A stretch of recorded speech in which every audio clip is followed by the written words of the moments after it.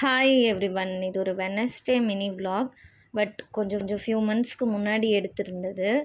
அன்றைக்கி லஞ்சுக்கு வந்து ஈரல் வாங்கி சமைக்கலாம் அப்படின்னு பிளான் பண்ணி வாங்கியாச்சு. நான் மண்ணீரல் எக்ஸ்பெக்ட் பண்ணியிருந்தேன். பட் லேட்டாக போனதுனால கிடைக்கல. நார்மல் ஈரல் தான் வாங்கியிருந்தோம். அது யூஷுவலாக நான் செய்கிற மாதிரி இல்லாமல் குக்கர்லலாம் வேக வச்சா தான் நல்லா வரும் அப்படின்னு எல்லோரும் சொன்னதுனால சரி இந்த வாட்டி குக்கரில் வேக வச்சு ட்ரை பண்ணலாம் அப்படின்னு ட்ரை பண்ணியிருந்தேன். எனக்கு ப்ராப்பர் மெத்தட்லாம் தெரியாது. ஒரு வாட்டி கற்றுட்டு அப்படி செய்கிறது தான். ஸோ அன்றைக்கி லஞ்சுக்கு வந்து ரசம், ஈரல் தொக்கு, அப்புறம் அத்தை வீட்டிலேருந்து சன்னாங்குனியும் கொடுத்துருந்தாங்க. ஸோ அப்படி லஞ்ச் சாப்பிட்டாச்சு. அக்கா வந்து அன்றைக்கி லஞ்ச் பிரேக்குக்கு வீட்டுக்கு வந்திருந்தாங்க.